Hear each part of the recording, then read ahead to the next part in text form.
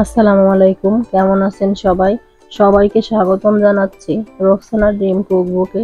প্রত্যেকের রান্নাঘরে থাকে এমন কিছু কমন মশলা দিয়ে আজকে আমি মাংসটা রান্না করব। এটা খেতে যেমন অসাধারণ লাগে, ঠিক তেমনি এর কিন্তু একটা আকর্ষণীয় কালার আছে। তো এর রংটা কেন হয় সেটা কিন্তু আমি ভিডিওর মধ্যে বলেই দিয়েছি। পুরো ভিডিওটা আপনাদের কাছে ভালো লাগবে। এখানে আমি 1 কেজি পরিমাণে গরুর মাংস কেটে ধুয়ে পরিষ্কার করে নিয়েছি। মাংসের সঙ্গে কিছুটা হাড় চর্বি সহ নিয়েছি, আর সাইজটা আমি মাঝারি করে নিয়েছি। এখানে আমি 10 থেকে 11টা মতো এলাচ নিয়েছি, মুখটা একটু ফাটিয়ে নিয়েছি। 10-11টা মতো গোলমরিচ নিয়েছি, লবঙ্গ আছে 8 থেকে 10টা, আর ছোট সাইজের দারুচিনি আছে 3 থেকে 4 টুকরা। সেই সাথে 2টা তেজপাতা ছিঁড়ে নিয়েছি। মাংসটা আমি একবারে মাখিয়ে রান্না করব, এজন্য এখানে আমি দিয়ে দিচ্ছি 1.5 টেবিল চামচ পরিমাণ আদা বাটা, 1 টেবিল চামচ রসুন বাটা, 1 টেবিল চামচ হলুদের গুঁড়া, 1.5 টেবিল চামচ শুকনা মরিচের গুঁড়া, 1 টেবিল চামচ ধনিয়া গুঁড়া, 2 টেবিল চামচ জিরা গুঁড়া, আর দিয়ে দিচ্ছি স্বাদ মতো লবণ। সমস্ত উপকরণগুলি মাংসের সঙ্গে খুব ভালোভাবে মিশিয়ে নিতে হবে। মাংসতে দেয়া যে উপকরণগুলি, এগুলি যদি পরিমাণগুলোর ঠিকঠাক থাকে এবং সেই সাথে মাখাটা ভালো হয়, তাহলে ইনশাল্লাহ মাংসটা কালারও সুন্দর হবে, খেতেও ভালো লাগবে। আর যা জিরা দিয়েছি তার অর্ধেকটা কিন্তু আমি ধনিয়া দিয়েছি। এই রেশিওতে রাখলে মাংসের ক্ষেত্রে কালারটা অসাধারণ আসে। এর থেকে যদি ধনিয়া একটু বেশি হয়ে যায় তাহলে কিন্তু মাংসের কালারটা একটু ফ্যাকাশে হয়ে যায়। এভাবে যদি সব মাপ ঠিক রাখতে পারেন, ইনশাল্লাহ আপনাদের রান্নাও অনেক বেশি টেস্টি হবে। এদিকে একটা প্যানের মধ্যে আমি হাফ কাপ তেল দিয়ে দিচ্ছি। মাংসে কিছুটা তেল চর্বি আছে, তাই তেলটা একটু কম দিয়েছি। আপনাদের মাংসে যদি তেল না থাকে তাহলে 1.25 কাপ তেল দিয়ে দিবেন। এই তেলের মধ্যে 1 কাপ পেঁয়াজ কুচি দিয়ে দিচ্ছি, একটু মোটা করে কেটে নিয়েছি। পেঁয়াজটা একটু নরম হয়ে গেলে গোটা গরম মশলাগুলো আমি অ্যাড করে দিচ্ছি। মাংসটা কিন্তু আমি আধা ঘন্টা থেকে 40 মিনিট মতো ম্যারিনেট করে রেখে দিয়েছিলাম। এতে মাংসের ভেতরে খুব ভালোভাবে মশলাটা ঢুকে যায়। পেঁয়াজটাকে হালকা বাদামি করে ভেজে এর মধ্যে আমি সবটুকু মাংস অ্যাড করে দিচ্ছি। সেই সাথে মাংসটা যে মশলাটা ছিল ওইটা ধুয়ে অল্প একটু পানি দিয়েছি। পরিমাণটা দেখেই বুঝতে পারছেন, মাঝারি আঁচে রান্না করলে মাংস দিয়ে যে পানিটা বের হবে ওইটা দিয়ে কষিয়ে নেওয়া যাবে। আর এখানে আমি কয়েক কোয়া রসুন আর সেই সাথে শুকনা মরিচ বিচি ছাড়ানো দেখছেন, এটা কিন্তু একেবারে অপশনাল। দিলে স্বাদ এবং গন্ধটা একটু ভালো হয়, আর না দিলে কোনো সমস্যা নেই। সময় নিয়ে মাংসটা খুব ভালো মতো কষিয়ে নিতে হবে, আর এক্ষেত্রে বারবার নেড়ে দিতে হবে, কোনোভাবেই যেন নিচে ধরে না যায়। একবার যদি পোড়া লেগে যায় তাহলে কিন্তু আমি যে সুস্বাদু মাংসের কথা বলছি সেই স্বাদটা আর পাবেন না। মাংসের তেলটা যখন উপরে ভেসে উঠবে তখন ধরে নিতে হবে কষানো শেষ। তো এ পর্যায়ে আমি মাংসের মধ্যে আলু অ্যাড করে দিচ্ছি। আলুগুলোকে কেটে ধুয়ে পরিষ্কার করে নিয়েছি। ছোট সাইজের আলুকে আমি 2 টুকরা করে কেটে নিয়েছি। এবার মাংসের মধ্যে দিয়ে নেড়ে চেড়ে কষিয়ে নিয়ে আমি ঝোলের জন্য পানি অ্যাড করে দিব। 6 কাপ ফুটন্ত পানি এই মাংসের মধ্যে আমি দিয়ে দিচ্ছি। মাংসটা ফ্রেশ ছিল, এ কারণে 6 কাপেই সেদ্ধ হয়ে গিয়েছে। এখন শুধু ঝোলটা একটু টানিয়ে নিলেই হবে। এ পর্যায়ে এসে হাফ চা চামচ টালা জিরার গুঁড়া ওপর থেকে ছড়িয়ে দিলেই কিন্তু রান্নাটা শেষ। যারা টালা জিরা পছন্দ করেন না তারা এভাবেই খেতে পারেন, এভাবেও অনেক ভালো লাগে। আমার রেসিপিটি যদি ভালো লেগে থাকে তাহলে একবার ট্রাই করে দেখতে পারেন। কেমন হয়েছে অবশ্যই আমাকে কমেন্টে জানাতে ভুলবেন না। রেসিপি আপনাদের জন্য নিয়ে এসেছি আলু দিয়ে তৈরি ঝাল কলিজার রেসিপি। খাসি কিংবা গরু যে কোনো কলিজা দিয়েই হুবহু রেসিপিটা ফলো করে আপনারা আসছে কোরবানির ঈদে রান্না করতে পারবেন। আশা করছি রেসিপিটি আপনাদের ভালো লাগবে এবং কাজেও আসবে। রেসিপিটি ভালো লাগলে ভিডিওটিতে একটা লাইক দিতে ভুলবেন না। আর ভিডিওর কোথাও কোনো অংশ যদি আপনাদের কাছে ভালো লেগে থাকে চাইলে চ্যানেলটিকে সাবস্ক্রাইব করে নিতে পারেন। আর ফেসবুক থেকে দেখে থাকলে পেজটি ফলো করতে পারেন। চলুন গিয়ে দেখে নিই রেসিপিটির সম্পূর্ণ প্রস্তুত প্রণালী। আমি এখানে কলিজাগুলো খুব ভালোভাবে ধুয়ে নিয়েছি আর একটু বড় বড় করে টুকরো করে নিয়েছি। অনেকে রান্না করলে কলিজাটা শক্ত হয়ে যায় এবং অনেক সময় দুর্গন্ধ আসে, তাই কলিজাটা কিভাবে প্রসেস করতে হয় সেই পদ্ধতিটাই দেখাচ্ছি। এবার ধুয়ে নেওয়া কলিজাটাকে আমি ফুটন্ত গরম পানির মধ্যে নিয়ে নিলাম। এখন যেটা করব, চুলার আঁচটাকে একদম হাই করে দিয়ে ঘড়ি ধরে 5 থেকে 6 মিনিটের মতো কলিজাটাকে জাল করে নিব।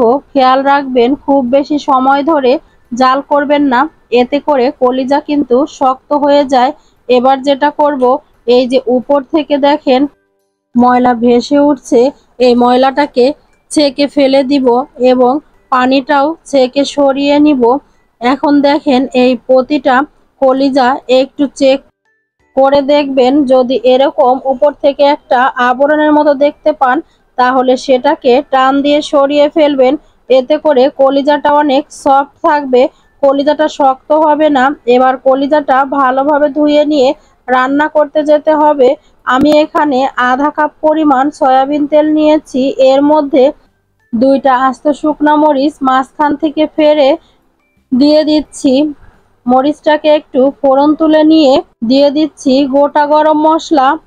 গোটা গরম মশলার মধ্যে এখানে আমি নিয়েছি একটা কালো এলাচ, 3 থেকে 4 টুকরো দারুচিনি, 2টা তেজপাতা, 4টা লং এবং 4টা সবুজ এলাচ নিয়েছি। একটুখানি ভেজে নিচ্ছি। এবার দিয়ে দিচ্ছি 1 কাপ পরিমাণ পেঁয়াজ কুচি, পেঁয়াজটাকেও ভেজে নিচ্ছি। আর কলিজাটা রান্নার ক্ষেত্রে কিন্তু তেল পেঁয়াজ মশলা একটু বেশি লাগে। পেঁয়াজটা ভেজে নেওয়ার পর এর মধ্যে সামান্য একটু পানি দিয়ে দিচ্ছি 3 টেবিল চামচ পরিমাণ আদা রসুন বাটা। আদা রসুনটাকে পেঁয়াজের সঙ্গে একটু ভেজে নিয়ে দিয়ে দিচ্ছি হলুদের গুঁড়া আধা চা চামচ, দিয়ে দিচ্ছি মরিচের গুঁড়া 1.5 টেবিল চামচ। কলিজা রান্নার ক্ষেত্রে একটু ঝাল ঝাল হলে ভালো লাগে, তাই আমি একটু মরিচটা বেশি করে দিয়েছি। তবে আপনারা আপনাদের স্বাদ অনুযায়ী দিবেন। 2 টেবিল চামচ ধনিয়ার গুঁড়া, 1 টেবিল চামচ জিরার গুঁড়া আর স্বাদ অনুযায়ী লবণ দিয়ে দিচ্ছি। এখন এই সব কিছুকে একত্রে খুব ভালোভাবে কষিয়ে নিতে হবে। মশলাটা কষিয়ে নেওয়া হয়ে গিয়েছে।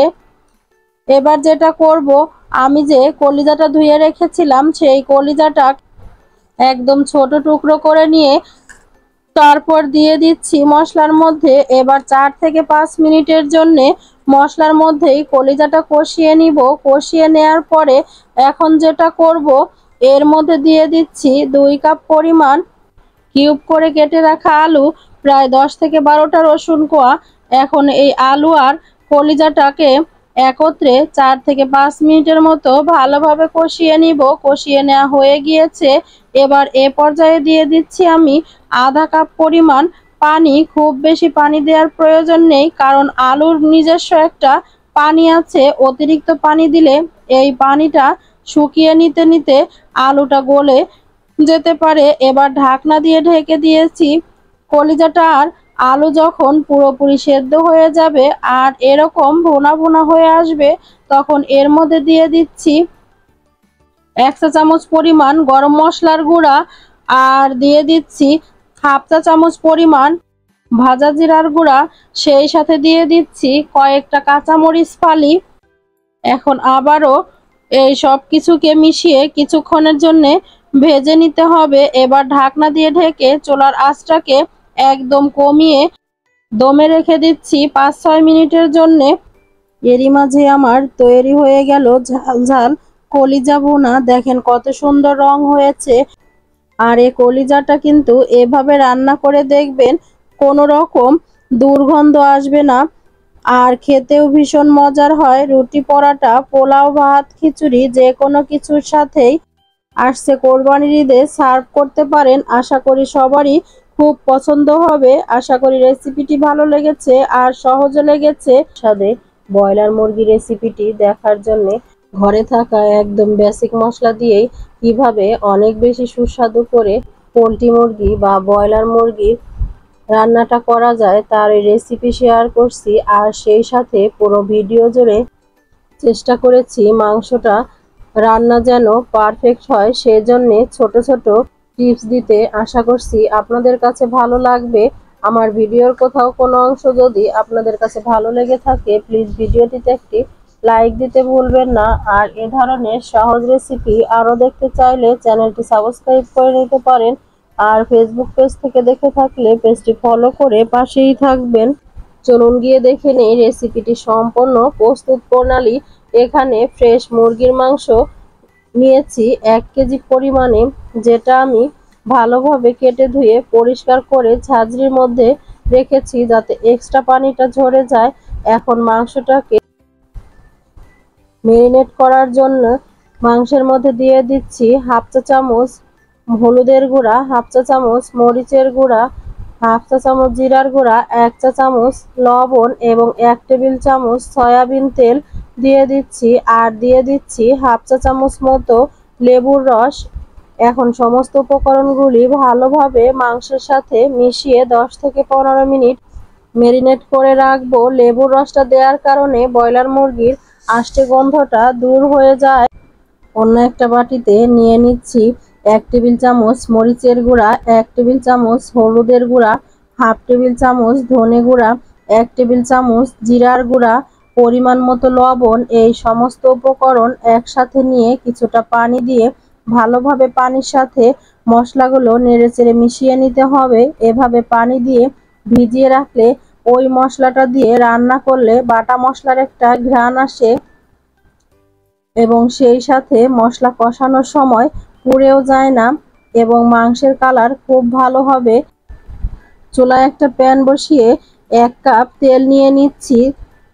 তার মধ্যে আগে থেকে মেরিনেট করে রাখা মাংসটা দিয়ে চুলাটা মিডিয়াম টু হাই এর মাঝামাঝি রেখে মাংসটাকে হালকা করে ভেজে নিতে হবে। এক্ষেত্রে লো আঁচে কোনোভাবেই ভাজা যাবে না, এতে করে মাংস থেকে পানি ছেড়ে দিবে। পরবর্তীতে কিন্তু আর মশলা ভিতরে ঢুকবে না। মাংসটা আমি হালকা একটু রং ধরলেই নামিয়ে ফেলবো। তো এই আন্দাজটা যাদের নেই, যারা নতুন রাঁধুনি, তারা যদি ঘড়ি ধরে 2 থেকে 2.5 মিনিট করে এক পাশ ভেজে নিবেন, তারপর উল্টে দিবেন, অন্য পাশও ভেজে নিবেন একইভাবে। এতে করেই আমি যে রংটার কথা বলছি সেভাবে হয়ে যাবে। এর থেকে বেশি সময় নিয়ে এবং কালার করে ভাজতে গেলে মাংসটা অনেক বেশি শক্ত হয়ে যাবে। রান্না করার পর কালারটা দেখতে সুন্দর হলেও ভেতরে যখন কামড় দিবেন দেখবেন সাদা থাকবে আর খেতেও ভালো লাগবে না।